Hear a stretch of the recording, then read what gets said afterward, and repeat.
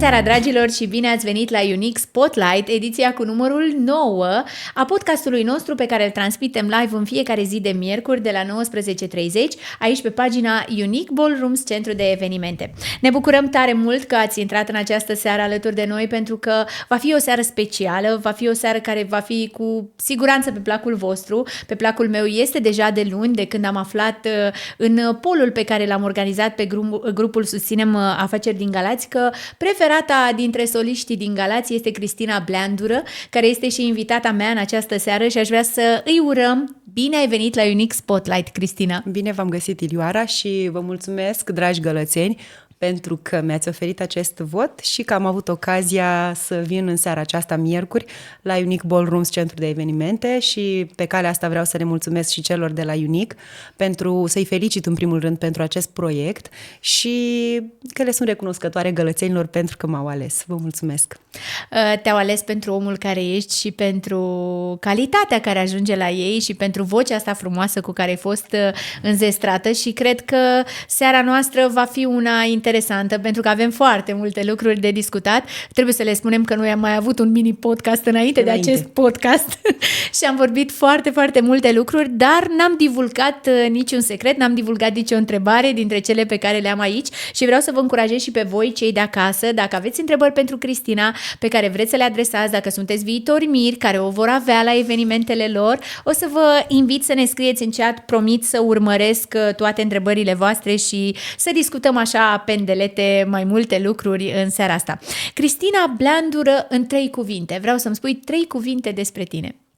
Bucurie, energie și viață. 3 cuvinte fantastice care definesc așa și cariera ta muzicală și omul din spatele microfonului? Exact.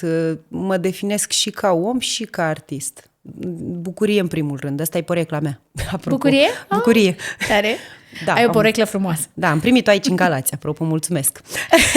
Spune-mi, Cristina, te știm, ai niște momente energice, pline de bucurie și energie, exact cum ai spus. Vreau să-mi spui, vreau secretul din prima, vreau să-mi spui ce crezi că e mai important pentru un artist? Să aibă voce sau să aibă carismă? Care crezi că e secretul tău? Este o întrebare capcană. Îți place să dai întrebări capcană. Am zis să începem așa, să fie podcastul interesant de la început. Din prima, da? Exact. Bun. Păi, în principiu, eu zic că ele merg mână în mână, cel puțin pentru mine. Să ai voce și să nu ai carismă, cumva nu treci dincolo nici de ecran și chiar nici de public, adică dacă l-ai față în față, dacă nu ești carismatic, dacă nu ai acel ceva pe care să-l transmiți oamenilor, și aici mă refer, nu știu, la o chestie cu care te naști cel mai probabil, nu știu dacă carisma poți să o înveți. Uite, și cu vocea poți să o educi, poți să-ți dezvolți vocea, poți să faci canto și dintr-un om care nu aude nimic și nu are auz muzical, poți să-ți dezvolți și auzul, vocea la fel se educă, se merge la cursuri de canto. În schimb, carisma, aici e o chestie mai complicată. Cu carisma cred că te naști. Deci, cumva spui că nu există una dintre cele două, ci un combo. Este un combo, da, e o combinație dintre cele două. Să ai un combo, să le ai pe amândouă ca să fii un artist complet. Exact. Da, uneori sunt oameni care stau și cântă și îți transmit, dar și când stai, și acolo este vorba de o carismă. Adică poți să stai demn, să cânți, fără să te miști deloc și să transmiți foarte, foarte mult. Dar și acolo, la fel, este un har de undeva de sus.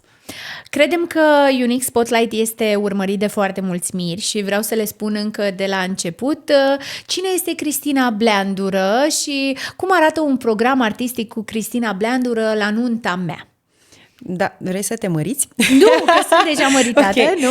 Dar dacă aș fi mireasă și aș urmări Unique Spotlight, aș fi curioasă în acest moment, ok, deschid, o știu pe Cristina poate de la teatru, dar eu urmează să mă căsătoresc. Și atunci spune-mi puțin despre Cristina, cea care vine în mijlocul oamenilor și aduce bucurie la evenimentele private. Da, păi în principiu, ca să ai un eveniment reușit, din punctul meu de vedere al unui solist, că nu vorbesc despre toți, în primul rând trebuie să simți oamenii pe care îi ai în fața ta. Niciodată să nu vii de acasă pregătit cu un program pe care să nu-l schimbi. Adică trebuie să fii flexibilă.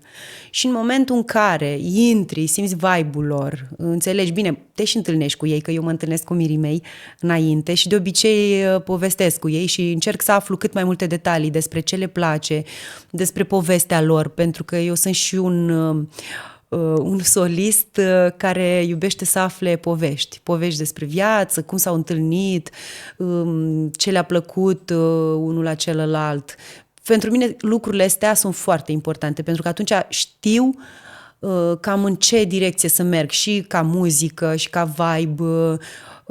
Deci chestiile astea de a cunoaște omul din fața mea. Asta mi se pare o minune, să cunoști niște oameni și să rămâi într-o oarecare măsură prietenă cu ei. Bun, asta e despre cunoașterea mirilor. După care este clar că trebuie să înțelegi că un eveniment nu este neapărat doar despre vocea mea. Deci nici măcar nu e despre mine un eveniment. Evenimentul este despre ei. Și eu trebuie să înțeleg, e ca și cum ai merge la o piață și ai vinde mese, dar lumea vrea scaune. Adică eu poate vin de acasă cu ceva pregătit și mă gândesc că o să meargă și când ajung acolo îmi dau seama că mesele mele nu sunt bune pentru nimic. Toată lumea vrea scaune. Și atunci e clar că mă adaptez. E foarte important să te adaptezi. Și încă un lucru foarte important, să fii pus la punct cu tot ce se întâmplă în zilele noastre. Că suntem în 2026, nu mai poți să fii la fel cum ai fost în 2025, de exemplu, că uite și tu, piesele sunt altele, lumea dansează pe altă muzică, poate altă dată dansau sârbe 30 de minute, acum nu mai vor 15 minute. Și tot așa, adică trebuie să fii foarte, foarte atent. Și plus partea tehnică, mi se pare foarte important, un lucru la care am lucrat cel puțin ultimul an. Am un om care are grijă de tot ceea ce fac pe scenă, să mă prezint bine, să am niște negative care sună foarte bine, să fii pregătit din toate punctele de vedere, adică să te aștepți la tot și să fii conectat cu mirii foarte, foarte, foarte mult. Deci ăsta e un lucru care contează foarte mult. Deci, Cristina Bleandură, înțeleg că are un program versatil. Versatil, exact. Care se schimbă în funcție Absolut. de starea pe care o simți tu în momentul în care te întâlnești cu mirii. Exact. Și uite că am primit deja un mesaj pentru tine. Spune Larisa, așa este, am încredere deplină în Cristina că va face o treabă extraordinară la evenimentul nostru, deși am întâlnit-o o singură dată. Deci mulțumesc, ne confirmă, Larisa.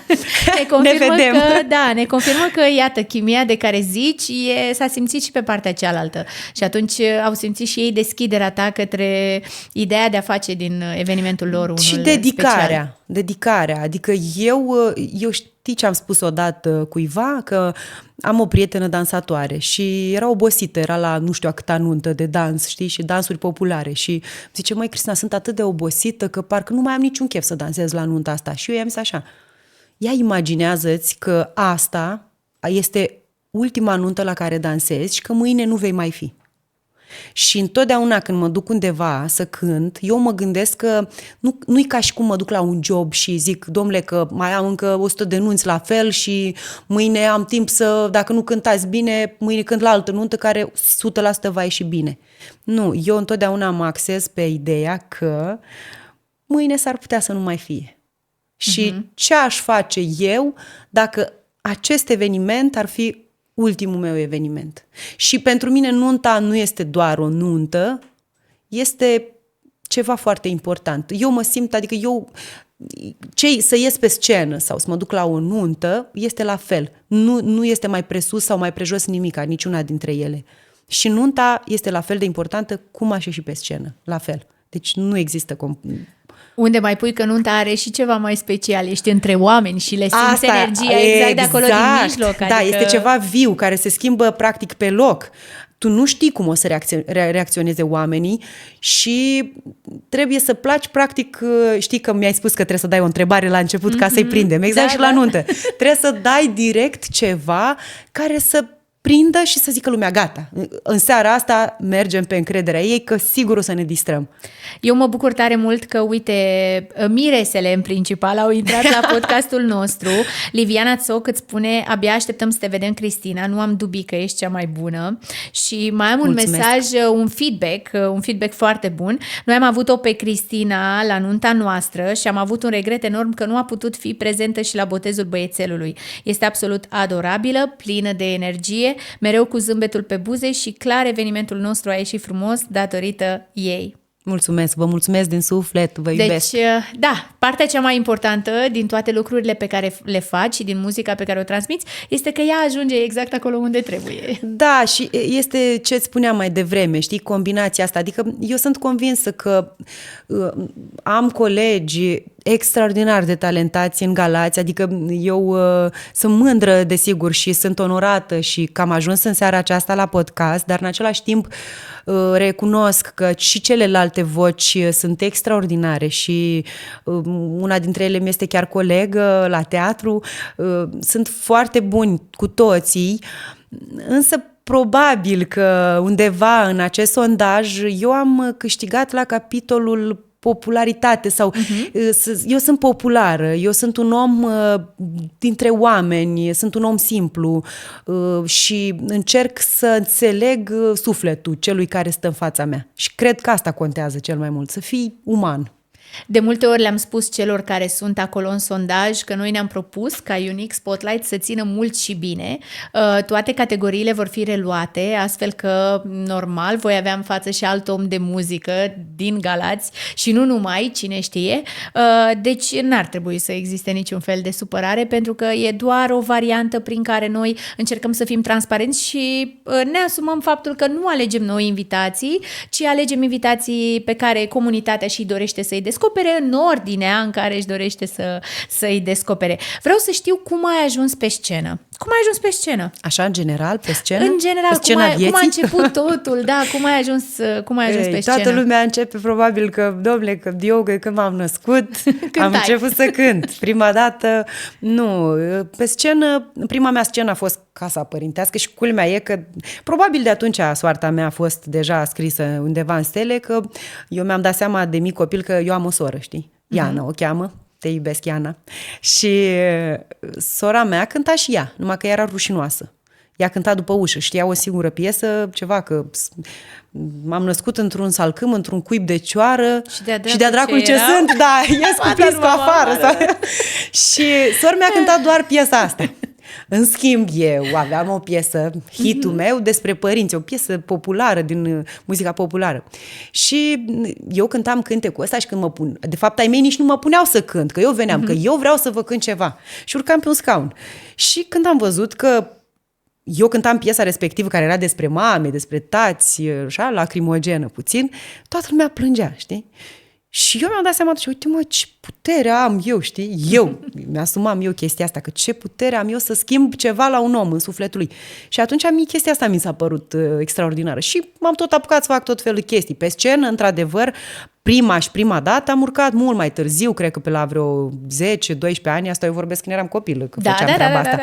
Dar chestia asta, sclipirea asta, vreau să le zic și la părinți, când vedeți într-un copil o chestie, uite, că el urcă singur pe scaun să vă spună o poezie, e un lucru mare. Adică, și de atunci a pornit totul, la mine de acasă, de unde am urcat eu pe primele, așa zise, scene. După asta am făcut un liceu de muzică și de acolo a plecat totul. Deci ai continuat toate studiile, le-ai avut în muzică? Da, am făcut liceu de muzică la Chișinău, la oboi. Nu oboi, da, oboi. Da, și un instrument de suflat care nu prea mi-a plăcut, îți spun sincer, cu toate că m-a ajutat foarte mult, pentru că oboi este un instrument care te ajută foarte mult la ureche, adică să-ți perfecționezi auzul, că e un instrument care sună ca vioară aproximativ, și de acolo a pornit totul. Și eu voiam să cânt în continuare, chiar dacă cântam la oboi, eu voiam să cânt cu vocea, pentru că mi se părea că oboiul nu e ceea ce mă reprezintă, e ceva, și oricum, și aveam și o față mai cânti la oboi, nu știu dacă ai văzut vreodată oboiști ce fețe au. Deci nu mi s-a părut ok să cânt la oboi. Vreau să fiu frumoasă, totuși. Da. Și am lăsat oboiul și m-am dus la un colegiu de muzică unde am făcut canto. și am făcut canto clasic, probabil de acolo îmi vin mie chestiile aia, de asta am cântat și muzică clasică și ador muzica clasică, mă duc la spectacole de operă, de operetă, dar și la operă am simțit că eu, personal, nu mă pot desfășura, pentru că eu sunt o fire explozivă. Adică îmi place să fac mai mult și fizicație și să vorbesc și să cânt în același timp. Sunt mai multe lucruri care... Asta am și scris când eram copilă, că eu vreau să fiu cântăreață, actriță și balerină. Drept dovadă, dansez, cânt și la o nuntă. Adică mă puneți în mâini, dacă vedeți o solistă în mijloc care dansează țopă, eu sunt.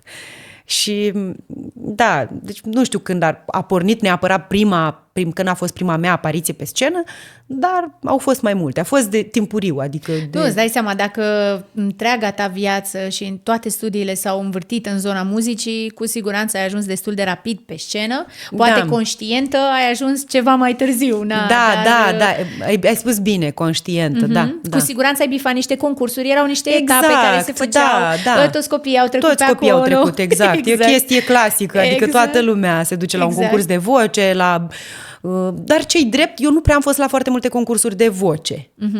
Adică chestia asta nu mi-a plăcut să concurez. Eu cred că noi, ca oameni, trebuie să concurăm cu noi. Într-adevăr, dar suntem speciali cu toții. Adică toată lumea e specială. Și toate vocile sunt deosebite în felul lor și respect pentru asta fiecare ființă umană care scoate ceva pe gât și pe glas și pe gură, are ceva de spus. Are, cu siguranță. Vreau să știu ce faci la teatru, că mi-ai spus că ești la teatrul de operă și operetă din Galați, Nae Leonard. Da. Ce faci la teatru? Păi la teatru sunt repartizată în cadrul teatrului de revistă, unde combinăm teatrul, muzica și dansul. Și eu sunt pe post de solist, sunt angajată de 4 ani, și încerc și eu să fac bine ceea ce fac și să nu dezamăgesc publicul gălățean, adică să fiu profesionistă, să mă prezint ca atare, să fac tot ceea ce îmi cere un regizor. Dar iată că ai ales teatrul de revistă sau teatrul de revistă te-a ales pe tine. El m-a ales. Da, el m-a ales. Da, e frumos, e un domeniu și sunt foarte rare, să știi, teatrele de revistă în țară sunt câteva. E la București unul, cred pe la Brașov mai e ceva și la Timișoara, din câte știu, dar sunt foarte rare, adică în țară avem câteva teatre de revistă. Mi se pare puțin, adică e frumos că avem în Galați. Gălățenii trebuie să fie recunoscători că au asemenea teatru, mi se pare excepțional. Și avem și public. Mulțumim. Și public și piese foarte frumoase. Foarte frumoase. Și mult material, adică ai ce consuma dacă vii la deci teatru. Totul, dacă veniți la noi la revistă, aveți ce să vedeți. E și Săracul Gică în regia lui Cristian Gheorghe. La noi Cristian Gheorghe, acum mai nou, este regizorul nostru de suflet. Și acum ultima piesă pe care am făcut-o, am avut-o duminică. Da, am văzut niște imagini. Vreau să-mi spui, da? Grădina Union se cheamă, semnat de Cristian Gheorghe. Este un spectacol de varietăți. Este făcut așa în stilul cabaret burlesc. Cumva este inspirat din perioada interbelică a Bucureștiului, când se adunau toți și vedeau spectacole de varietăți. Este foarte interesant, dar nu vă divulg prea multe secrete, să veniți la teatru să-l vedeți. Dar spune-mi ce rol ai în spectacol. Da, și mă amuz și acum, da.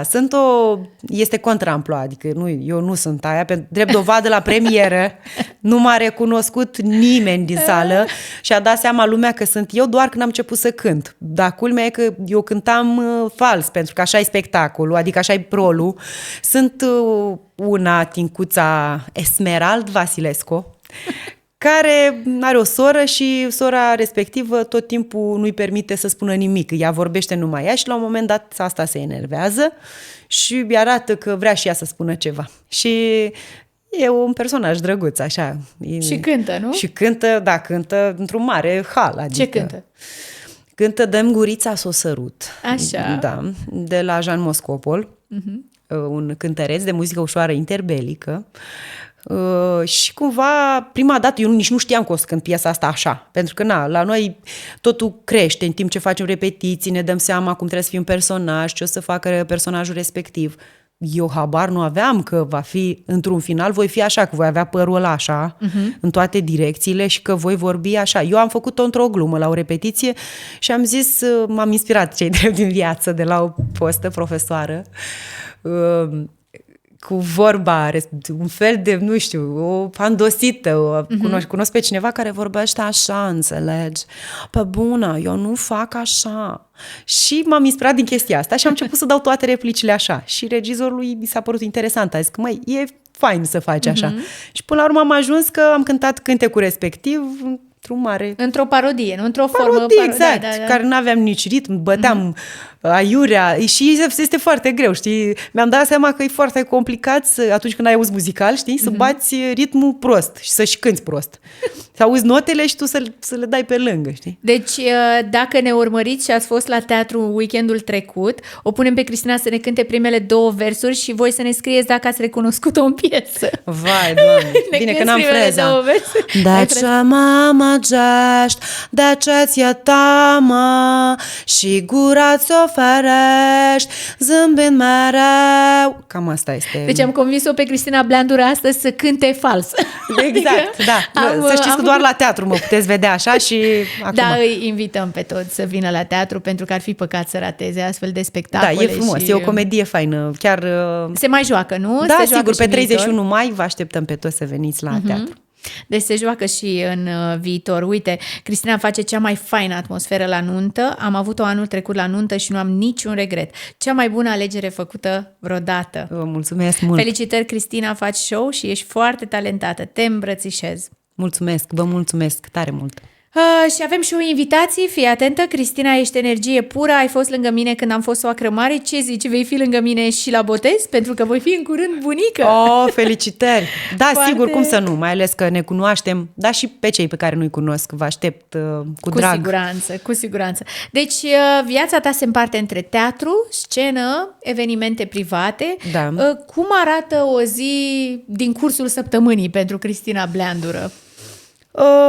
Este și grea și...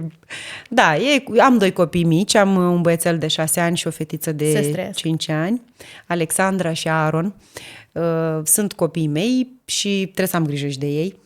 Încerc să fiu mămică, să mă împart în mai multe direcții, să fiu și o mămică bună, pentru că fiind foarte ocupată și fiind și un om care se dedică foarte mult în ceea ce face, încerc și acasă să fac la fel. Adică dacă stau cu copiii 15 minute, să fie de calitate și să le ofer toată atenția mea lor. Deci o zi normală începe prin a-i duce pe copii la școală, la grădiniță, după care mă duc la teatru, la program și după aceea îmi rezerv și eu câteva ore ca să mai învăț piese, să îmi schimb repertoriul dacă e cazul, să văd ce a apărut nou, ce se cântă la evenimente nou și seara din nou copii, joacă în parc și seara, noaptea stau și mă gândesc la viitor și ce voi face eu. Bine, că nu-i bine să te gândești la viitor, dar încerc și eu să fac planuri ca să-mi dezvolt proiectul, să fiu din ce în ce mai bună, pe cât pot.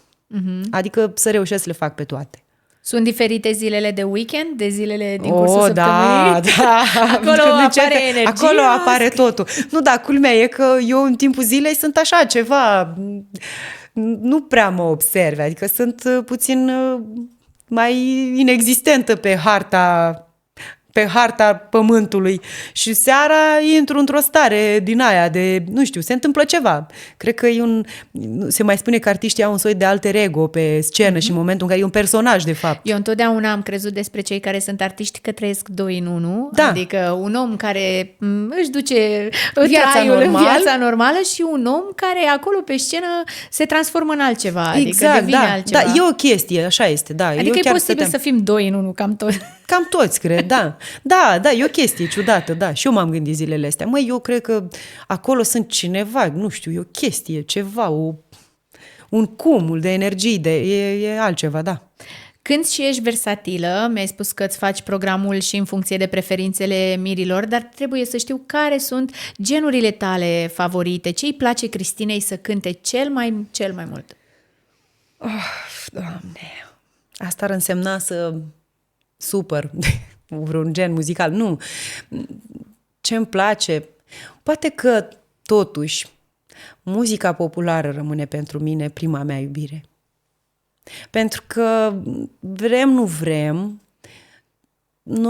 noi am învățat, cei din România, am învățat ascultând foarte mult muzica de afară, am învățat să cântăm, practic, muzica asta ușoară, dar în noi, în toți românii, există chestia aceea de folclor, undeva toți așteptăm la un eveniment, încep eu să cânt ceva de muzică ușoară, adică lumea te apreciază, nu știu, dar când intră una românească, când intră Lie Ciocârlie... Exact, când intră Ciocârlia, toată lumea dintr-o dată se trezește, știi? Și eu mai spuneam chestia asta, că probabil cu un cântec autentic românesc, dacă s-ar duce un român oriunde în lumea asta și ar cânta ceva de la noi, nu s-ar face de rușine, pentru că cei de acolo ar simți autenticul și chestia asta a noastră. Și tocmai asta e frumos, că suntem români și suntem diferiți și avem un folclor atât de divers și atât de bogat, cu zone, cu Ardeal, cu Maramureș, cu Moldova, mi se pare extraordinar, nu știu. E ceva, folclorul e o chestie, un tărâm pe care încă probabil mai trebuie să-l descoperim. Și clar și muzica ușoară și opera. Deci cam ăsta e topul. Topul e muzica populară. Ușoară și opera. Și operă, da. Îți place? Da. Da, există vreo piesă care te caracterizează așa cel mai bine? Lie Ciocârlie, normal. Lie Ciocârlie, nu? Da, asta e piesa mea de suflet, unde nu mă duc... Bine, nu mă pune toată lumea să cânt piesa asta, dar mai sunt evenimente la care merg și vine la final unul și îmi zice: nu te pot lăsa să pleci acasă dacă nu cânti cântecul ăsta. Și atunci Îl cânt. Bine, cumva probabil face parte din tine pentru că l-ai tot cântat la evenimente. Da, păi asta e că oricum știi și tu foarte bine că odată ce repeți un lucru de foarte, foarte multe ori începe să-ți și iasă. Ei, nu, și face parte din tine, asta zic. Da, adică... devine a doua natură, practic. Da, e un cântec care chiar mă reprezintă și îl cânt, eu l-am adaptat oricum, nu-l cânt ca în original. Am și uitat cum cântă Maria Ciobanu cântecul acesta, cu toate că acest cântec a fost scris, știm cu toții, de Maria Lătărețu. De asta e un cântec foarte greu și sufletește așa dacă știi povestea lui, că Maria Lătărețu i-au murit copiii și atunci ea a scris cântecul acesta cumva în memoria lor sau pentru ei. Și asta mi se pare, dacă nu vreau să aprofundez acest subiect, dar dacă din punct de vedere al teatrului gândește așa profund piesa asta, este chiar o operă de artă, din punctul meu de vedere. O doină plină de... Este reprezentativă pentru România. Este frumoasă. Wow! Ai spus că ai cântat la multe evenimente. Eu te-am întâlnit la foarte multe evenimente care nu erau musai nunți, adică te-am întâlnit la foarte multe evenimente, erai acolo în centrul oamenilor. Vreau să știu dacă există vreun eveniment memorabil pe care ți-l amintești, pe care nu poți să-l uiți, care ți-a plăcut foarte mult, nu știu, poate cu un public numeros, poate într-o locație atipică. Dacă ai un eveniment așa pe care nu l-ai uitat. Vai, Doamne, dar câte evenimente am avut... Sincer, toate. Nu, într-adevăr, n-aș putea să subliniez neapărat unul, dar au fost, într-adevăr, dacă vorbim despre nunți, au fost câteva nunți memorabile pentru mine, dar prin faptul că oamenii efectiv deci, au fost pe aceeași lungime de undă cu mine și au făcut parte din povestea mea și eu din a lor și a crescut atât de frumos că efectiv la final mai că n-au stat în cap oamenii, adică era ceva, o nebunie totală. Și atunci normal că chestiile astea, când ai un feedback direct așa, când oamenii sunt sus acolo, când este o energie din aia pură efectiv, dacă mă puneai într-o priză, puteam să aprind orașul Galați, adică era ceva nebunie total, de asta am zis energie. Da.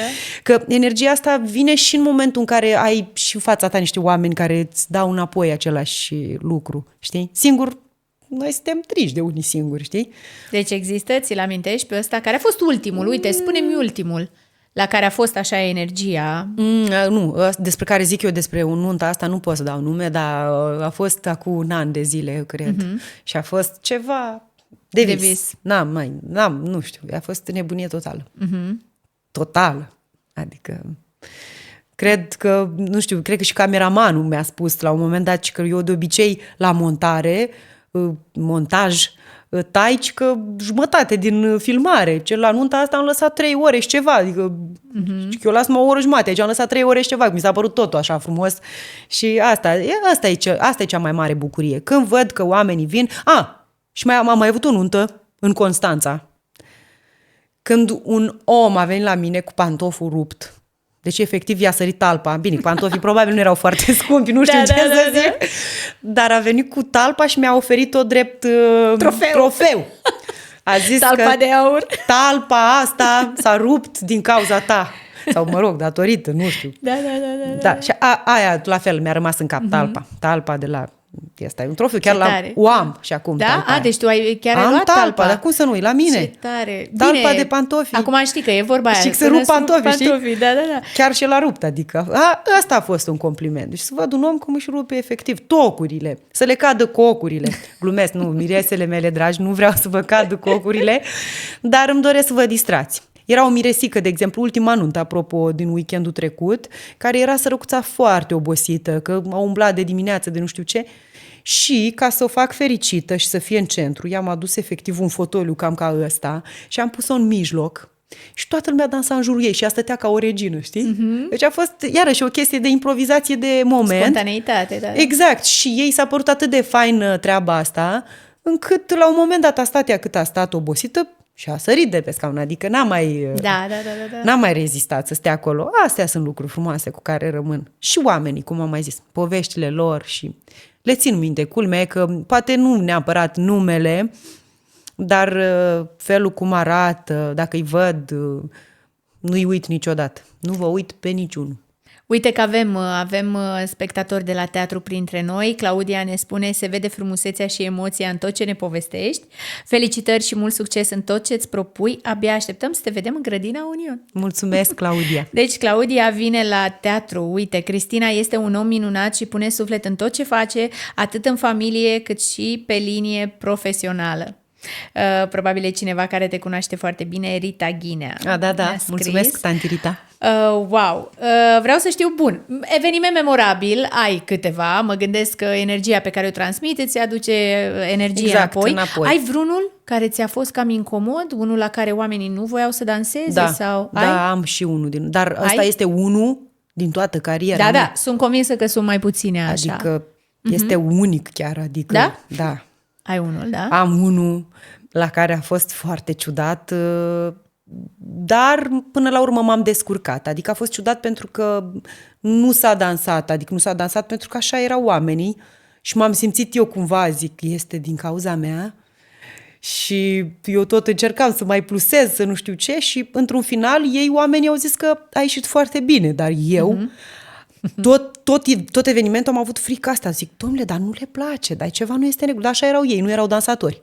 Și atunci m-am simțit eu, ăsta a fost singurul moment în care m-am simțit cumva aiurea. Dar a fost frumos până într-un final. Adică lumea era super mulțumită și doar eu aveam ideea asta în cap că nu e bine. Tu obișnuită să dai totul acolo în mijlocul oamenilor.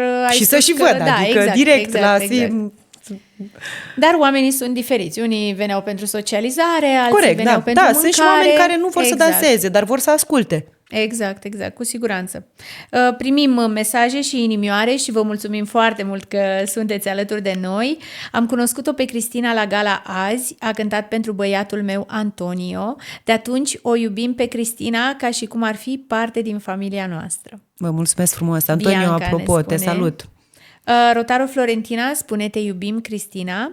Adi Iorga, te salutăm, spune, vă îmbrățișez, spor în continuare. Colegul nostru de Breaslă. Da, și uite, Bogdan Bodo Sound spune, am avut cu toții din astea. Cu siguranță le-am avut la un moment dat. Când nu dansează nimeni și tu ai impresia că nu faci bine ce faci și că într-un final să afli că este ok. Adică asta e ca și cum nu vezi niciun feedback și la final totul e bine și frumos. Bai. Asta pentru că tu ai deja un etalon stabilit, tu vrei să ajungi în niște puncte pe parcursul serii și atunci le cauți. Dacă ele nu sunt acolo, ai impresia că problema e la tine. Când de fapt oamenii sunt diferiți și ascultă muzica în mod diferit, o trăiesc altfel. Da. Și atunci, Adică nu cred că trebuie să gândești că toată lumea e ca tine. Exact. Asta e cea mai mare greșeală. Zi-mi despre colaborarea cu Fuego, pentru că știu că este destul de recentă. Este recentă, da. Și am văzut acolo un hype foarte mare în jurul evenimentului și am aflat că Fuego a fost 2 zile la Galați. 2 zile, da, am fost... Și știu că a cântat cu orchestra teatrului și implicit cu voi soliștii. Cum a fost să lucrezi cu Paul Surugiu? Măi, să știi că Paul este un om, în primul rând, de care eu am rămas impresionată, foarte plăcut, pentru că este la fel de popular și el, este uman, a vorbit cu cei din orchestră cu cel mai mare respect, s-a apropiat de ei din prima, de cum i-a văzut, nu a avut niciun pic de reticență așa față de ei, a vorbit cu accentul ăla lui drăgălaș de Ardeal, știi? No, voi, vă simțiți bine. Așa vorbea. Deci o scumpete de om. Și profesional vorbind, iarăși am rămas impresionată pentru că eu l-am văzut doar din niște înregistrări, doar din niște filmări care știi că mult se pierde la... Sticla nu întotdeauna nu trece de sticlă, multe lucruri nu trec. Și respectiv am rămas impresionată de Paul că real, live, a fost un om care a avut un impact extraordinar asupra tuturor. Plângeau și cei din orchestră, adică de asta zic, mie mi-a plăcut și mi-a plăcut că și lui a plăcut de noi. Sunt convinsă. Deci, mi-a plăcut că el ne-a plăcut. Da, adică el chiar a apreciat exact. Și a spus că mai vrea să mai facă niște concerte în Brăila cu noi. Iarăși, cu colegii mei de la teatru, Cristina Boghici, te salut, Cristina, cu Alin Munteanu, un bariton foarte tânăr de la noi din Galați, dar foarte talentat, care promite mult pe scena operei, adică și chiar mi-a plăcut colaborarea cu Fuego. Aș mai cânta. Adică dacă ar exista un cântec scris pentru noi doi, l-aș cânta cu Paul. Ce tare! Ce ați cântat pe scena? Cântec nesfârșit, scris de Eugen Doga. Și chiar e un cântec frumos, că noi practic ne-am ales piesa pe care am vrut să o interpretăm alături de el. Ce tare! Deci l-a spus la treabă. Dacă el nu știa piesa, trebuie să o învețe, nu? Nu, era piesa lui, dar noi am ales... parte din repertoriul lui. Noi am ales piesa cu care vibram cel mai mult. Și eu am ales piesa respectivă și chiar e un cântec destul de frumos. A ieșit, zic eu, cu toate că nu mi-era bun pe tonalitate, dar am făcut eu, m-am scos cu o terță, cu... Și s-a aranjat. S-a aranjat tot antrenamentul acela de care vorbeai. Exact, într-un final a fost frumos. Mi-a mai scris o mireasă, bine, am și un mesaj, te iubesc, Cristina, e din partea unei doamne. Super. Și mai am un mesaj aici, abia aștept ziua anunții noastre și momentul în care vei cânta. Ai o voce superbă și sunt sigură că vei crea o atmosferă de vis. Îți mulțumesc că faci parte din ziua noastră specială. Abia aștept să ne distrăm împreună. Și eu. Vreau să te întreb ceva. Înainte de a intra la anunți, ai vreun ritual special înainte de a urca pe scenă? Ai niște vorbe pe care le arunci peste tine? Cred că zic clasic, un Tatăl nostru și Doamne ajută-mă, din astea, adică n-am ceva neapărat. Încerc să vin puțin mai devreme ca să intru în atmosfera anunții. Asta contează pentru mine mult, adică să înțeleg cum se construiește ca la spectacol. Nunta se construiește încet, încet, trebuie să simți când crește, când se înmoaie, când vine momentul în care poți să-ți dai ceva, o piesă de suflet, când lumea nu mai vrea să danseze. Adică e un spectacol pe care trebuie să știi să-l jonglezi. Și e clar că trebuie să colaborezi extraordinar de bine cu cel de lângă tine, adică cu DJ-ul, cu formația, nu contează unde vii să cânti, să ai o colaborare bună. Cât de importantă crezi că este echipa asta pentru un succes? DJ-ul, organizatorii, partea tehnică? Este totul. Totul. Partea tehnică, cel puțin pentru mine, este importantă.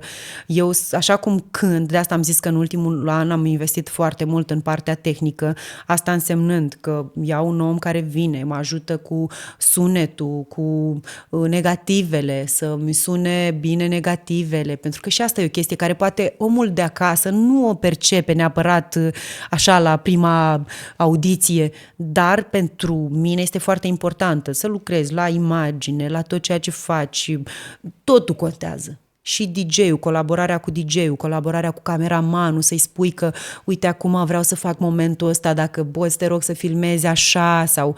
E o chestie, e exact ca la teatru. Noi n-am putea să facem o piesă de teatru dacă până și cel mai mic rol are importanța lui în spectacol. Adică trebuie să cunoști toate detaliile astea ca să faci o scenografie, să iasă... Nu există că sunt eu cea mai importantă sau e DJ-ul sau e formația. Nu există chestia asta. Ei, dacă nu faci DJ-ul înainte să intru eu ceea ce trebuie, sau invers, dacă eu scad și intră DJ-ul după mine și ridică și... E o chestie de colaborare. Noi suntem interconectați, toți, de la fotografi, cameramani, miri, toți suntem importanți. Și de fapt comunicarea e cheia succesului. Exact, pentru a transforma o nuntă într-un show. Exact. Într-un show. Da, crezi că experiența asta vine din culisele teatrului sau a venit nativ pe parcurs și ai învățat-o la evenimente pe teren? Eu zic că e pe teren. Adică una e că și uneori îmi dau seama că și pe mine mă ajută, bine, și teatru, dar pe mine mă ajută experiența asta de la evenimente și pe scenă. De exemplu, uite, ca să-ți dau un exemplu, iertați-mă, la ultimul spectacol la teatru, s-a întâmplat o problemă tehnică. Efectiv, la valiera s-a deconectat, s-a decuplat, nu știu ce s-a întâmplat. Și atunci, eu având experiența asta, că și la evenimente poate se întâmple, nu știu, ceva, o chestie. Da. Și atunci să moară toate boxele, nu știu, să se stingă lumina. Ce crezi? Că s-au întâmplat la anunți când s-a stins lumina și eu cântam așa, știi? Și lumea aplauda și îmi țineau ritmul și e o chestie, eu cred că de fapt cum te scoți dintr-o problemă și dintr-o situație dintre-asta care de altfel e normală. Se întâmplă și să nu depindă musai de locație, să nu depindă de tine ca solist. Și m-am scos. Adică experiența asta de la evenimente mă ajută și pe scenă. Uh-huh. Da, dar cu toate că sunt cumva două lucruri diferite. Scena e altceva. La teatru vine lumea să te vadă și nu este neapărat nevoie să câștigi publicul. Pe când la un eveniment ea încearcă să câți la unii care mănâncă, habar n-au, beau și nu au venit pentru tine. Că la teatru lumea vine și pentru artiștii care sunt pe scenă. La nuntă nu vine nimeni pentru artist. Eu vin și eu trebuie să cuceresc de fiecare dată, la fiecare eveniment, să cuceresc publicul. E ca într-un război. Te duci, ori îl câștigi, ori te duci acasă cu pierderi. Dar iată că mi-ai povestit, mi-ai zis că ai multe câștiguri și doar o pierdere, pe care tu pierdere, dar de fapt nici nu ești, că practic n-am avut... exact. Dar în mare a fost întotdeauna un câștig. Și chestia asta cu experiența, cred. Eu la anunți am început să cânt, dacă m-ai întrebat de scenă, scena, a apărut mai devreme, cu muzica, cu nu știu ce, dar evenimentele... Eu am cântat la primul meu eveniment la 14 ani. Uh-huh. Deci îți dai seama, eu am 34. Mulți înainte. Deci 20 de ani. Bine, am mai făcut pauze, ce-i drept, am mai plecat, am mai făcut alte chestii, poate am vrut să mă las de evenimente, a fost și chestia asta că e foarte obositor. Știi că spunea cineva că niciun ban din lume nu o să poată întoarce înapoi sănătatea pe care o pierzi noaptea.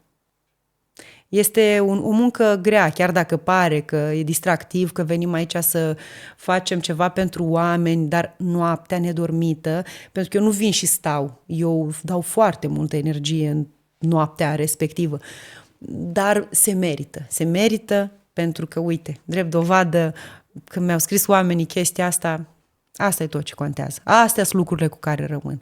Exact, mai ales că artiștii, la fel cum am zis că au două personalități.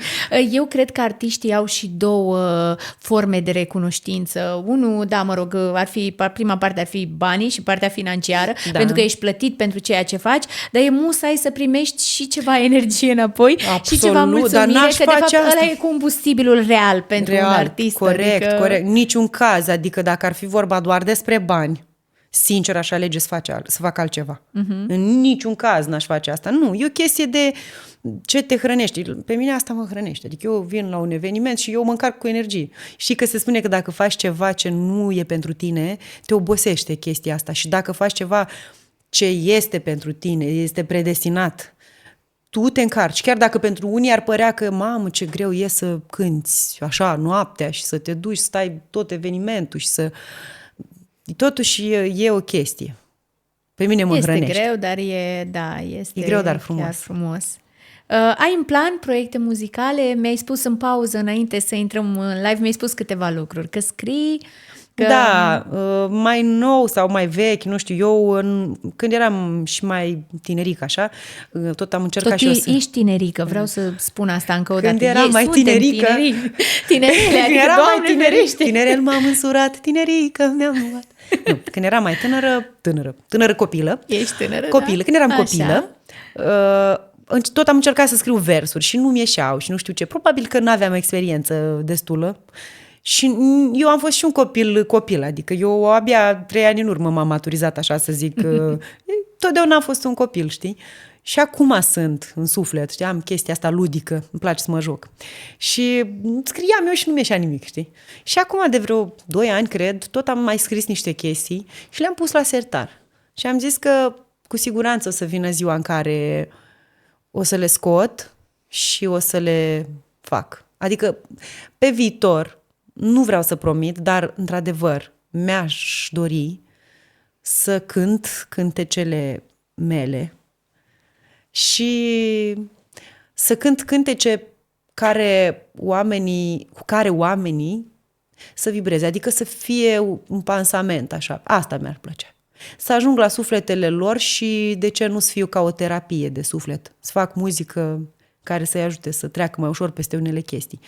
Că-i de tristețe, că-i de veselie, că nu contează chestia asta. Să fie ceva care să vibreze cu oamenii.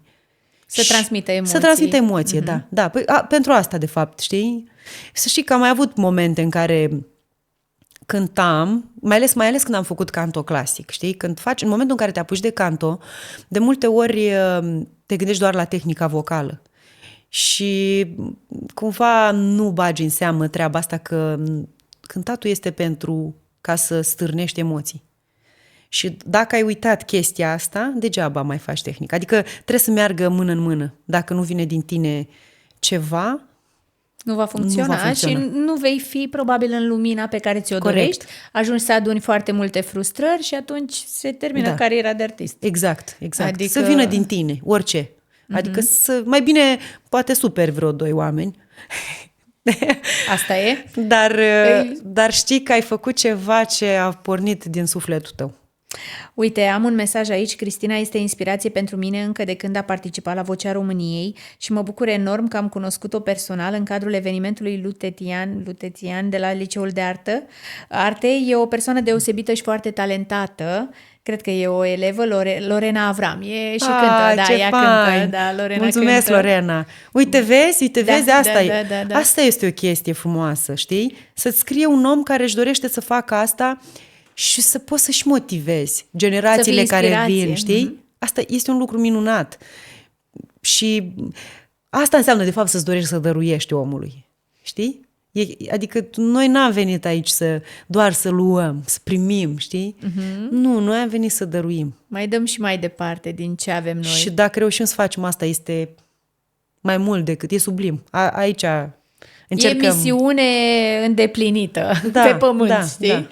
Zi-mi de Vocea României. Hai, că a fost așa o mare bucurie în jurul tău. Ne-am bucurat cu toții când ai luat audițiile pe nevăzute. Să știi că la montaj s-au tăiat foarte multe lucruri, că știi și tu cum se face și cum se întâmplă. În primul rând vreau să spun că ca să înțeleagă toți oamenii sau toți copiii sau toate fetele, băieții care cântă și vor să meargă la un show televizat, să înțeleagă că Vocea României este un show, în primul și în primul rând. De televiziune. Și al doilea lucru este un show de voce.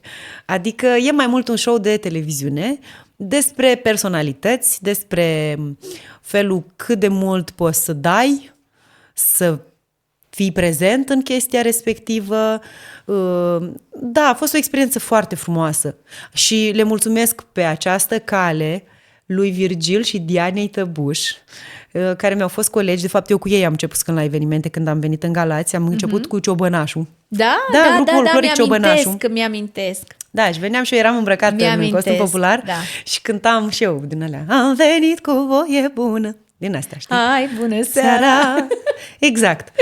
Și acolo și era mititică, opinci, nu știu ce, și Virgil au rămas prietenii mei pe viață, pentru că sunt niște oameni extraordinari, îi respect din tot sufletul meu pentru tot ceea ce fac pentru Galați, pentru că și ei sunt niște oameni care au pus pe hartă Galațiul la nivel de folclor și de dansuri, deci sunt peste tot. Și ei m-au convins. De fapt, nu m-au convins. Te-au înscris, nu? M-au înscris efectiv. Că aveau o verișoară, poveste, o nepoată, de fapt, Diana, Diana, da, era în stafful lor de înscrieri la așa, și m-au dus acolo și hai, trebuie să cânti chestia asta. Și eu nu aveam pregătit nimic, ca și eu piesa asta pe care am cântat-o în live, care n-a fost o premieră piesa asta, pentru că s-a mai cântat acum foarte mulți ani într-un show de X Factor, cred că în Spania. Mie mi-a plăcut foarte mult ideea asta de combinație de rock-operă și eu m-am dus cu ideea asta, zic, măi, dacă e să facem alte două combinații, nu, producătorii au ales chestia asta, combinația asta de exact asta care a fost. Și efectiv eu aveam negativul pe un stick, că eu îl cântasem la teatru ca să trec de la postul de solist de operă să trec la postul de solist de revistă. Și cum puteam să fac trecerea? Operă, revistă, știi? Și atunci m-am dus și, e mișto piesa asta, știi? Și a prins, de drept dovadă, ca să înțelegi, ca să vezi energie, de ce am zis de energie, că atunci când am cântat, când am terminat de cântat cântecul respectiv și când Tudor a făcut nebunia aia de a scos oamenii pe scenă, nu știu câți oameni, efectiv s-a rupt scenă de atâta energie. În sala respectivă, asta nu s-a văzut la televizor, din păcate, adică mult s-a diluat din ceea ce a fost acolo, real, dar efectiv s-a rupt scena. Și au stat după asta jumătate de oră să lipească, să pună la loc scena ca să continuăm să filmăm. Adică de asta zic. Ce ai învățat din experiența asta? Cu Vocea României că trebuie întotdeauna să fii concentrat dacă vrei să câștigi în viață ceva, și pe calea asta o felicit pe fata care a câștigat Vocea României. Într-adevăr, este o voce extraordinară. Și ce am apreciat la ea, că uite că noi oamenii care suntem mai mari, să zic, avem ce să învățăm și de la copii. Ea a fost un copil care a fost foarte concentrată la ceea ce avea de făcut. Bine, sunt lucruri care contează mult, și spatele, și cine te ajută, cine te susține. Știi că în spatele unui om puternic întotdeauna se află o echipă care face totul să fie bine, știi? Și am învățat că pentru toate trebuie să lupți în viață. Niciodată să nu dai mâinile jos. Niciodată, nici pentru o clipă. Și eu aveam toate posibilitățile să pot să merg mai departe, însă aveam un blocaj emoțional peste care nu am putut să trec. Și asta am învățat, de fapt, că nimica nu e important. Totul trebuie să o iei mult mai ușor. Viața e un joc. E un joc. Cu reguli. Cu reguli, da. Stricte, dar e un joc. În același timp trebuie să o gândești un joc strategic, știi? Trebuie să știi să jonglezi. Te-a schimbat experiența asta ca artist? Ai învățat multe lucruri de acolo din culise? Că am fost și eu ani de zile în urmă, de foarte multe ori în culise, în public, aveam prieteni pe care îi susțineam și atunci, într-adevăr, experiența aia vine cu niște lucruri valoroase. Te-a schimbat ca artist? Da, ca artist poate la modul cel mai general, să zic așa, nu aș putea să zic că m-a schimbat foarte, foarte mult, dar într-adevăr am văzut cum este lumea din București, că sunt alți oameni acolo, adică sângele fierbe altfel. La Galați e mai lent. Fierbe, dar nu dă în clocot. E bătălia mai mare. Foarte acolo. mare bătălia. Foarte mare bătălia și trebuie să ții piept. Știi, totuși sunt mândră de ce am făcut, pentru că eu am venit, cum zici și tu, din provincie, știi? N-am venit cu nimeni care să mă știe, să mă cunoască. Eram pur și simplu un om venit de nicăieri. Și mă bucur că am reușit să ajung până acolo, din tot sufletul meu. Cu problemele pe care le-am avut, pentru că eu am avut o laringită acută. Dar la nivelul în care eu cu 3 zile înainte să cânt în nu battle, a fost cu trio Da. knockout, eu nu puteam să vorbesc deloc. Adică eu să vorbeam, nici așa nu puteam să vorbesc. Și de asta mulțumesc, Doamne, încă o dată că mi-ai dat vocea aia atunci. Exact când aveai nevoie când de am ea. nevoie, când am avut nevoie și că a fost așa cum a trebuit să fie. Este superb. Trebuie să încercați, oameni buni, să ieșiți din zona de confort, copii, să vă duceți, să dați de pereți cu tot ce puteți să faceți, să fiți voi, să fiți naturali, concentrați ca la sport. E un sport. Spune-mi dintre toți antrenorii, tu ai fost la Tudor Da, la Chirilă, Tudor. care e cel mai simpatic, și aici n-am să întreb din punct de vedere fizic, că mă rog, s-a bifat deja preferatul, am discutat înainte copiii mei de acasă îmi ziceau, podcast. mama, de ce nu te-ai dus la Smiley? Că e mai Smile, popular, că e mai, cu- da. Care e cel mai simpatic așa, ca om, ca fire? Care e cel mai disponibil, poate? Toți sunt simpatici, n-aș vrea să discriminez vreo unul. Nu știu, personal n-am lucrat cu toți. Mie îmi place foarte mult de Teo Rose pentru că este o fată foarte talentată, știi, și chiar o apreciez mult ca și artist. Horia la fel, deci toți sunt foarte faini. Într-adevăr, probabil, din ce am auzit eu din culise așa, o diferență dintre ei este că Tudor e mai muncitor.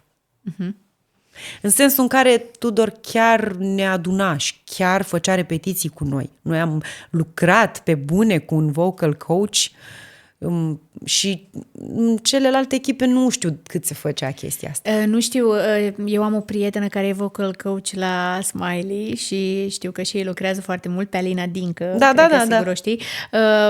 Asta voiam să le spunem celor de acasă, că în spatele vostru, pe lângă antrenori, erau și alți oameni Da, de care... fapt, vocal coachii făceau tot, adică, Da. Adică... Și ei veneau doar și dădeau danul, știi cum să zic, e bun, e bine. Binecuvântare, vă binecuvântez, să mergeți mai departe cu piesa aceasta. Da. Dar antrenorul nostru, Tudor, este un om fain, e și carismatic, nu degeaba câștigă. Și e și foarte deștept, e inteligent, are inteligența asta scenică, știe ce să dea concurentului, ce să... Experiența lui, vezi, vine și din teatru și din oratorie exact. și din mai Ai văzut, multe uite, aici e lucruri. vorba despre poate că Tudor nu a avut întotdeauna cele mai bune voci, dar a știut din mai multe puncte de vedere cum să le pună poate carisma lor în valoare. Adică ajungem la concluzia că nu-i neapărat de ajuns doar un ingredient. Nu este despre voce, totul despre voce. Trebuie să ai și carisma de care vorbeam la începutul podcastului. Totul, să ai totul. Să simți, să... Care a fost cel mai stresant moment de la Vocea României?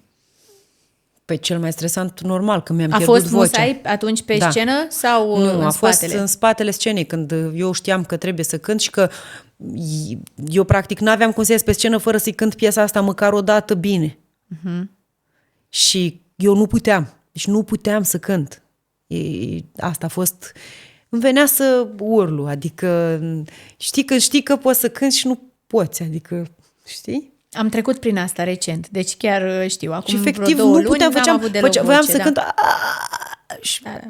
Am epuizat toate pastilele, toate și eu la fel, eu am fost și la urgențe, exact.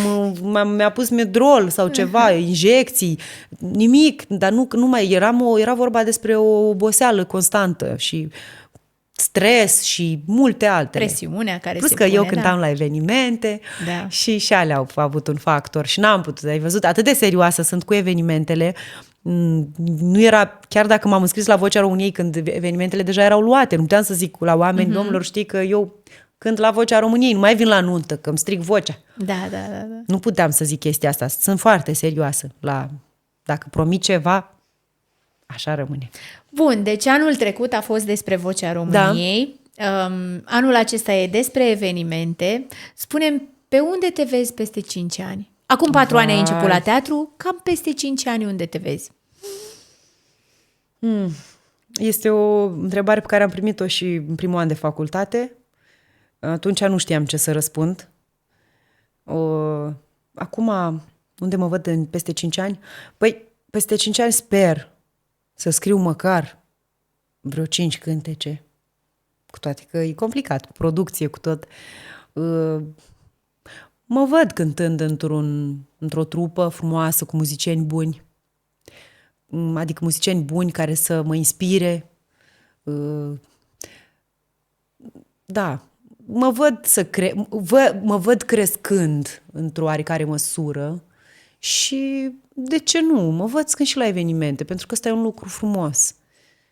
N-ai să poți să renunți la ele. Nu o să pot renunța, orice ar fi, adică scena e scenă și evenimentul este eveniment. Mie îmi place să cuceresc de fiecare dată, adică mie îmi place chestia asta, să vin.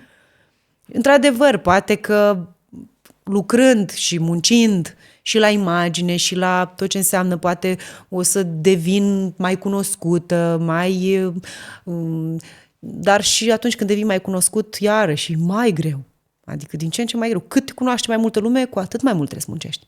Aici e. De asta mulți rămân în zona de confort. Poate, lasă, nu mă știe Cred nimeni. că artiștii primesc de-a lungul vieții, asta ca să fiu ușor dramatică, cred că primesc pe parcursul vieții niște semne și întrebarea: ai face și ai da orice ca să fie acolo în lumina reflectoarelor? Nu. Și mulți trecând prin viață și prin diverse experiențe ajung să răspundă oarecum nu. Și atunci sunt puțini cei care ajung acolo unde îi considerăm noi artiști reali și unde îi vedem cel mai des. Adică, nu știu, în lumea asta a televiziunii, în lumea muzicală, în tot felul de case de discuri.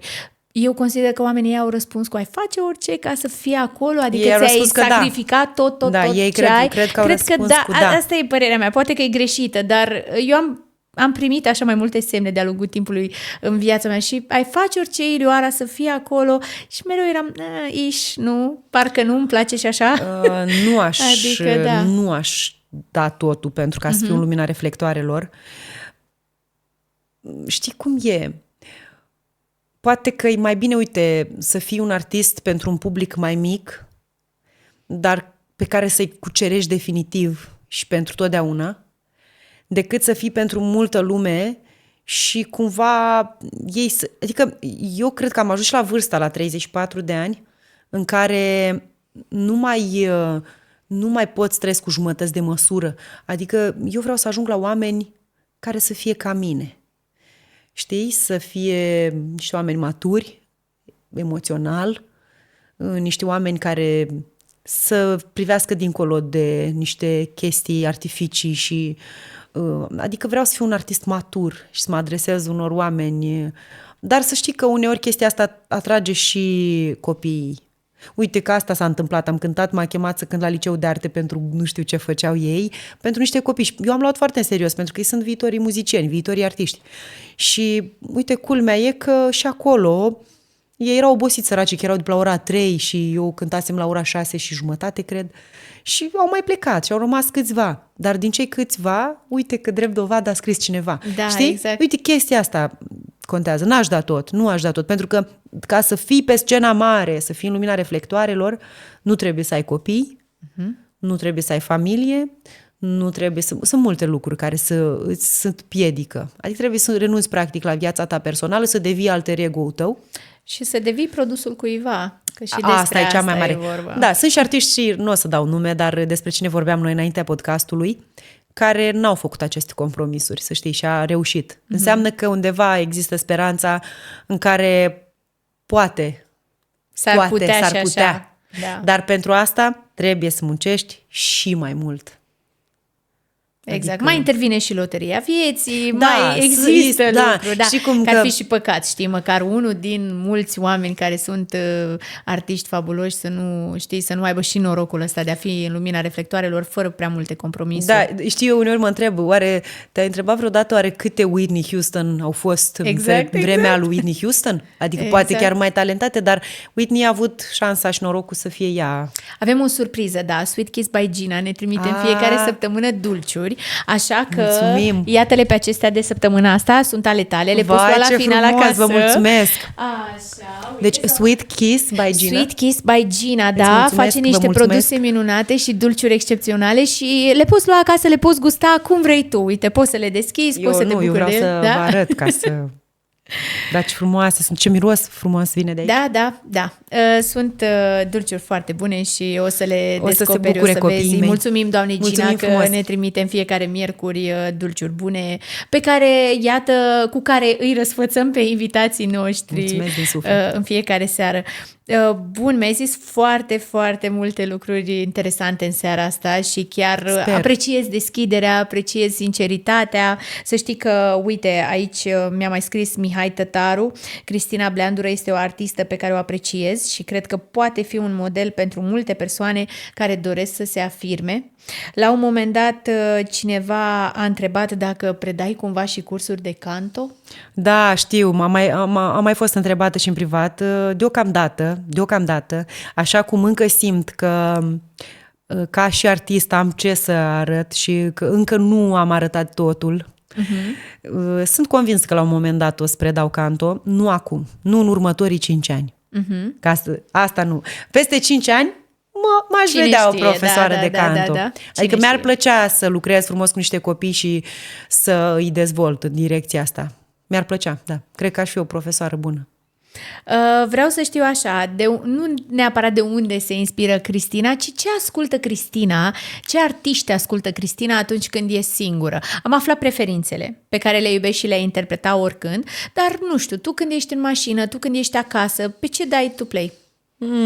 Sincer, de atâta muzică, eu mi-am dat Nu mai seama acum asculți? că mă întrebi. Eu mi-am dat seama că nu prea... Jessie J îmi place foarte mult. Ok. Din ăștia noi, n-aș putea să dau așa neapărat... Ai un guilty pleasure la care nimeni nu s-ar gândi? Adică te uiți la tine, spui Cristina Bleandură, eleganță, teatru, ai vreun guilty pleasure pe care îl asculți? Dacă vrei, zic de unde mi-a venit ideea. De unde? Ia spune, de la personajul meu, nu? Nu. Eu când muzică de copii de foarte mulți ani și oamenii își imaginează că eu când ajung acasă, asta ascult, muzică de copii și ascult tot timpul clătituțe și melodii super haioase. Prietenii mei tot timpul râd pentru că eu numesc stilul ăsta muzical muzică de negri supărați. Eu ascult muzică de negri supărați întotdeauna, adică... Mai să știi că da, și eu ascult muzică de negri supărați. Și de aici a pornit întrebarea asta, adică mai ales că în ultimii ani a apărut un festival de muzică underground la care puștii s-au tot dus, Beach Please, despre ele vorba, și toată lumea era, Beach Please, eu m-aș duce la Beach Please, adică foarte mulți dintre artiștii care sunt acolo fac parte din această categorie, negri supărați pe care eu i-am ascultat de-a lungul timpului și da, recunosc că am niște guilty pleasures așa pe care le ascult. La asta m-am gândit, adică nu știu, te uiți la tine și mi-ai spus teatru, cultură, ai cumva, poate, nu știu, un artist pe care îl asculți când ești doar tu cu tine? Nu neapărat, adică, uite, eu ascult foarte mult muzică instrumentală, jazz, pentru că îmi place să ascult chestii pe care le fac și improvizații și tot felul de... dar, de ce îmi place să ascult voci? Pentru că învăț continuu, adică eu ascult vocile efectiv, la mine e o chestie de efect profesional, adică eu dacă ascult pe cineva, nu neapărat de plăcere. Asculți și pentru... Ascult pentru ca să ascult ce cântă, cum folosește tehnica respectivă și ce face și cum s-a dus aici chitara bas, ce a făcut chitara acustică sau în direcția asta mai nou am început să ascult muzică. Și de când am început să scriu versuri și poate și linii melodice, de atunci am început să ascult efectiv cum se duce, ce face, nu mai ascult așa muzică, pur și simplu. Chiar eu nu ascult muzică. Uite, Da. ascult foarte multă muzică, dar nu neapărat că îmi place ceva și că îmi pun și... Nu. Asculți mai mult pentru a învăța, descoperi, Pentru a învăța, exact. explora, observa și așa mai departe. Exact, să fur meserie. Meseria se fură. Am aici 2 întrebări. Dacă publicul ar decide playlistul complet, ți-ar fi frică? Adică să spună, cântă Cristina Bleandură acum o manea și să zică și ce manea, nu știu. Nu. Nu ți-ar fi frică? Nu. Cântă rock, cântă, știi? Da. Că ai făcut combinații de-a lungul timpului și mă gândesc că nu ți-ar fi frică. Nu ți-ar fi. Nu. Și dacă există ceva ce lumea nu știe despre tine, dar ar fi surprinsă să afle. Ceva, nu știu, ceva ce-ți place să faci, ceva ce... Surprinsă să afle. Ceva ce îmi place. Of, ce întrebare complicată. Dacă există ceva ce nu știe lumea despre tine, dar ar fi surprinsă să afle. Că îmi place singurătatea. Îți place singurătatea? Ok. Da. Adică îmi place mult să stau singură. Asta cred că ar fi surprinzător. Dar știi că se zice că apogeul emoțional al unui om este atunci când el reușește să stea cu el singur Deci îmi place la și nebunie. să fie mulțumit de asta. Da, îmi place să stau singură. Asta ar fi... Îți place? Da, îmi place să petrec timp eu cu mine. Da. Și sunt de fapt antipatică, cred, în viața adică de zi cu zi. Asta e al doilea om, știi? Cred că asta e Cristina aia pe care nu vă arăt la evenimente, una care o închid și când ies din casă, salta. Da, cred că sunt antipatică, de fapt. Bine, nu musai Uneori. antipatică, ci Da, exact, adică antipatică în sensul în care dacă m-ar vedea lumea așa la evenimente, cum sunt singură, nu m-ar lua nimeni. Ce zodie ești, Cristina? Zodia Berbec. Ok.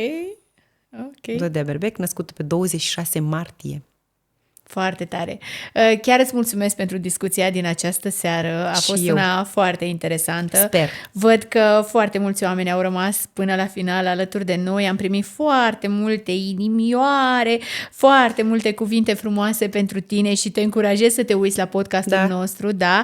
Va fi disponibil pe pagina de Facebook Centru de Evenimente, pe pagina de Facebook Unique Ballrooms Centru de Evenimente și va fi și în zilele următoare disponibil pe YouTube. Oamenii pot vedea tot felul de frânturi și pe pagina noastră de TikTok, pe Instagram. Încercăm să-i ținem conectați și să extragem momentele cheie și momentele frumoase din fiecare întâlnire. Vă urmăresc cu drag. Cristina, ești autentică, un om care povestește sincer și care inspiră alți oameni să fie ambițioși, buni și să vadă frumosul în jurul lor. Felicitări și la cât mai multe apariții, că tare bine îți stă. Mulțumesc! Asta a spus Dorof de Andreea. Mulțumesc din suflet. Mai era, uite, Mihai Alexandru spune bravo Nașa, te urmărește. Tinule, te salut. Am și neamuri și eu. Și da, asta voiam să zic, că mai erau niște rude de la Piscu care ți-au transmis sunt rudele mele, sunt finii și mei. au fost cu siguranță cu ochii pe tine în seara asta. Dragilor, sper că v-a plăcut Unique Spotlight cu numărul 9 cu Cristina Bleandură. Vreau să le mulțumesc sponsorilor acestui proiect, Maia Biju, Euroconstrucții și Micasa, dar și doamnei Gina de la Sweet Kiss by Gina pentru toate dulciurile pe care ni le trimite săptămânal. Unique Spotlight e un proiect de miercuri seara, așa spunem noi, miercuri seara în care descoperim povești. Aici la Unique avem foarte multe proiecte în care credem și în fiecare zi ne vine câte o idee nouă. Urmează să lansăm înscrierile pentru Love Fest. Love Fest va fi o seară în care cupluri din Galați, dar mai exact un cuplu din Galați, poate câștiga o nuntă complet gratuită la Unique. Exact. Partea de restaurant va fi acoperită de noi și atunci cumva considerăm că e un pas important și un ajutor destul de mare pe care, iată, un cuplu la început de drum îl poate primi. Love Fest urmează să fie lansat și va exista un formular în care vă puteți înscrie. El se va desfășura pe 8 august, așa că dacă nu aveți de treabă pe 8 august și nu sunteți plecați în concediu, ar fi păcat să nu veniți, că este șansa voastră să câștigați o nuntă complet gratuită. Deschidem Unique Arena, o locație fantastică pentru concerte, care va fi antifonată bine. Super. Garantez pentru asta, o să se audă foarte bine. Să se audă de la vecini. Exact, și se va deschide pe 15 august cu un concert cu Florin Ristei. Foarte multe surprize le promitem celor care urmăresc pagina de Facebook Unique Ballrooms și activitatea restaurantului. Eu sunt Ilioara Radu și vă mulțumesc pentru seara asta. Mulțumim, Mugurel, că ne faci să arătăm atât de bine în fiecare seară și eu îi mulțumesc foarte mult Alexandrei Vâsână pentru make-up-ul din această seară. Maia Biju pentru bijuterii și să aveți o seară minunată. Ne vedem miercurea viitoare.